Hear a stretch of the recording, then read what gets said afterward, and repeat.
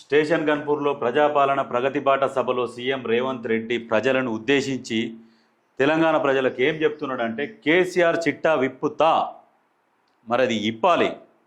ఏంది, ఆయన కుటుంబం 1,00,000 కోట్లు దోచుకుంది, ప్రజలకు రాష్ట్ర ఆర్థిక పరిస్థితి గురించి తెలియాలి, అసెంబ్లీలో వివరిస్తా, ఆదాయం తగ్గిన సంక్షేమ పథకాలను అమలు చేస్తున్నాం, 630 కోట్ల అభివృద్ధి పనులకు శంకుస్థాపన చేసిన ముఖ్యమంత్రి.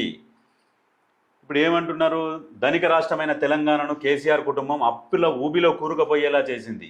తెలంగాణ ఏర్పడినప్పుడు అప్పులకు నెలకు వడ్డీ 500 కోట్లు చెల్లిస్తే ఇప్పుడు 6,500 కోట్లు చెల్లిస్తున్నాం. ఒక్క ఏడాదిలోనే అసలు వడ్డీ కింద కట్టిన మొత్తం 1.53 లక్షల కోట్లు. ఆ సొమ్ము గనుక నా చేతిలో ఉంటే రాష్ట్రంలోని 30 లక్షల మంది నిరుపేదలకు ఇందిరమ్మ ఇండ్లు కట్టించేవాడిని, 75 లక్షల మంది రైతులకు సంపూర్ణ రుణమాఫీ చేసేవాడిని అంటుండు. ఇది వాస్తవమే కదా.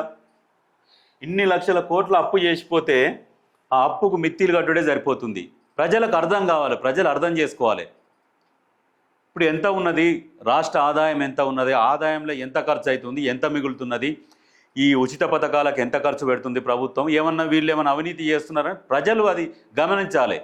కొంతమంది వీళ్ళు ఏం చేస్తున్నారంటే ప్రతిపక్షాలు 6 గ్యారెంటీలు ఇయ్యడా, ఇది ఇయ్యడా, అది ఇయ్యడా అని ఇస్తారు. బడ్జెట్ ఉన్నప్పుడు ఏం చేసుకుంటారు, ప్రజాపాలనల ప్రజాప్రభుత్వం ప్రజల కోసమే ఖర్చు పెడుతుంది. ఈ ప్రతిపక్షాలు ఏం చేస్తున్నాయి, ఢిల్లీకి మూటలు మోస్తుర్రు, ఆడికి మూటలు మోస్తుర్రు. చూసిరా మూటలు మోసేది. ఏం జరుగుతున్నదో క్లియర్గా ప్రజలకు వివరిస్తా అని చెప్తున్నాడు ఇప్పుడు ముఖ్యమంత్రి రేవంత్ రెడ్డి. ఎంత మిగులుతున్నది, ఏంది, మొన్న రేపు అసెంబ్లీలో చెప్తాడట, మీ చిట్టా మొత్తం ఇప్పుతాడంట. ఆగురి.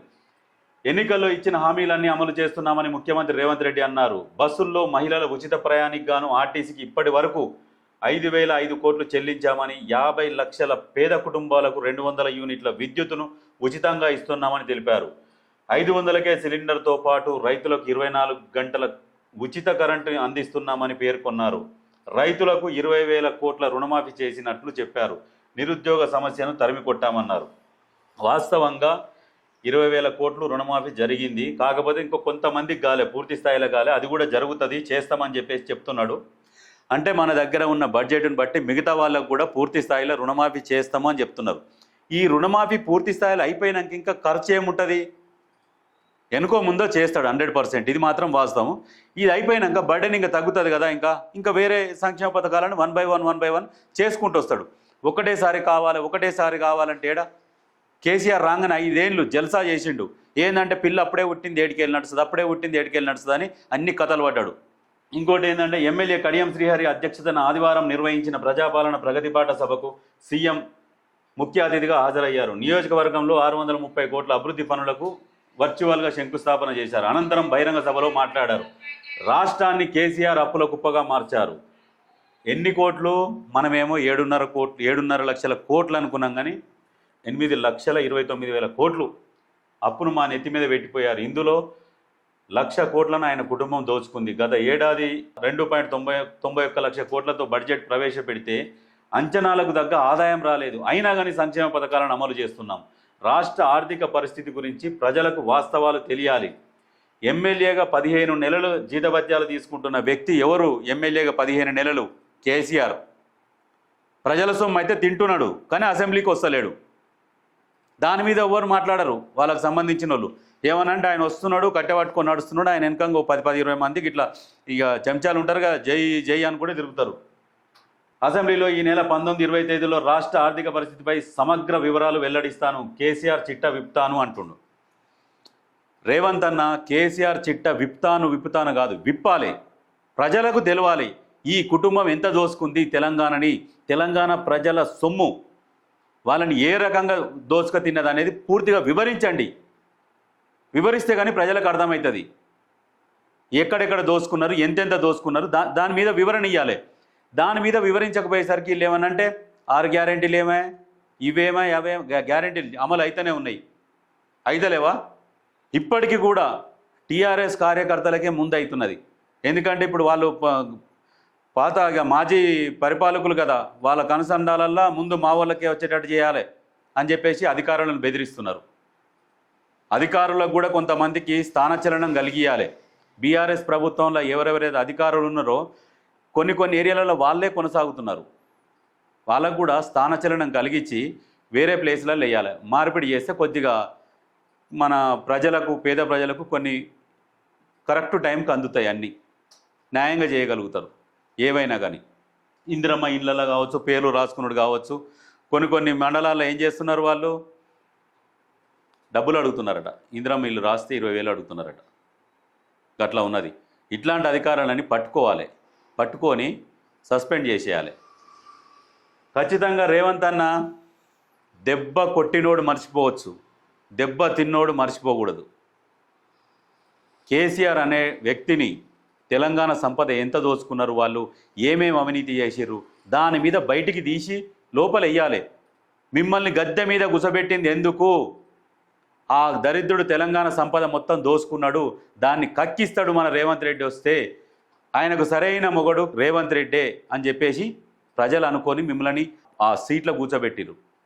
ఇంకా మీరు లేట్ చేస్తున్నారు. ఈ పథకాల విషయం 1 by 1 వస్తుంటాయి, కానీ అసలు ఈ పథకాన్ని తీసుకుపోయి లోపలేయాలి.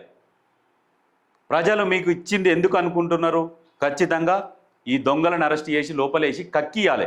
ఎంతెంత తిన్నారో కక్కిచ్చి వాళ్ళ ఆస్తులు కూడా జప్తు చేయాలి.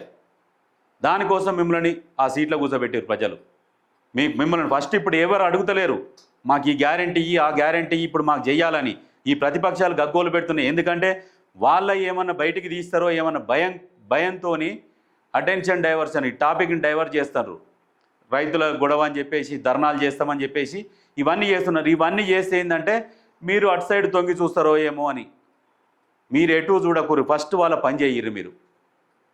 మీరు వాళ్ళ పని చేస్తే ఖచ్చితంగా మళ్ళోసారి కూడా మీరే అధికారంలోకి వస్తారు. ఇది 100%. ప్రజలు అనుకుంటున్నది కూడా ఇదే. ఇంకెన్ని రోజులు అవుతుందా, ఇంకా మీ వాళ్ళు వచ్చారు కదా, వాళ్ళు వెళ్ళిపోయారు, వీళ్ళు వచ్చారు, ఇంకెన్నడు అరెస్ట్ చేస్తారని చెప్పేసి చాలామంది రోడ్ల మీద పోతుంటే కూడా చాలామంది అడుగుతున్నారు, ఎన్నడు వాళ్ళ పని చేసేది. ఇప్పుడు ఆయన అమెరికాలో ఉన్నాడు, ఆయన పిలిపియాలంటే ఇప్పుడు అది కేంద్ర ప్రభుత్వం చొరవ తీసుకోవాలి.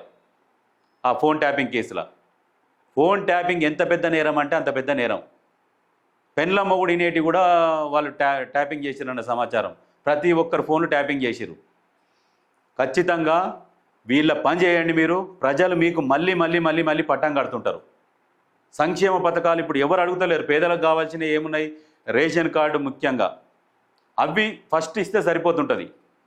రేషన్ కార్డు, సిలిండర్ అన్నీ ఇస్తూనే ఉన్నారు, ఉచిత కరెంట్ వస్తూనే ఉన్నది. దానికి తగ్గట్టుగా కొన్ని కంపెనీలు కానీ పెట్టుబడులు కానీ వస్తే వాళ్ళకు ఉద్యోగ అవకాశాలు దొరుకుతాయి. ఇప్పుడు నిరుద్యోగం కింద నిరుద్యోగులను మాత్రం నిరుద్యోగ సమస్యను తరిమేసిరు, అది సంతోషం. దాంతోపాటు వీళ్ళ కుటుంబం చేసిన అవినీతిని బయటికి తీయండి. ఈ అవినీతిని బయటికి తీస్తే జనాలు మీకు బ్రహ్మరథం పడతారు. అది తీసి లోపలేపియాలి. ఈ పని చేస్తే ప్రతి ఒక్కరు, ఇప్పుడు బీజేపీలో ఉన్న వాళ్ళు కూడా కొంతమంది డైరెక్ట్ చెప్తారు, మాకు రేవంత్ అన్న అంటే చాలా ఇష్టం అంటారు. ఎందుకంటే గద్దె దింపిండు, ఒక నియంతని గద్దె దింపిండు, ఓ అహంకారాన్ని గద్దె దింపిండు. అంత సంతోషంగా ఉన్నారు ప్రతి ఒక్కరు. వీళ్ళని ఇప్పటికి ఇంకా మీరు లోపలేసిరనుకో, ఒక దీపావళి రోజు ఎట్లయితే పటాకులు కాలుస్తారో ఆ రకంగా పటాకులు కాలుస్తుంది. అట్లా సిద్ధంగా ఉన్నారు చాలామంది. ఫస్ట్ వాళ్ళ పని చేయండి. చిట్టా విప్పండి, వాళ్ళ పని చేసేది చేయండి. దీన్ని మర్చిపోతురో ఏమో, మేము గుర్తు చేస్తున్నాం. ప్రతిరోజు ఒకసారి గుర్తు చేస్తాం. ఫస్ట్ ఈ పని చేయండి రేవంత్ అన్న.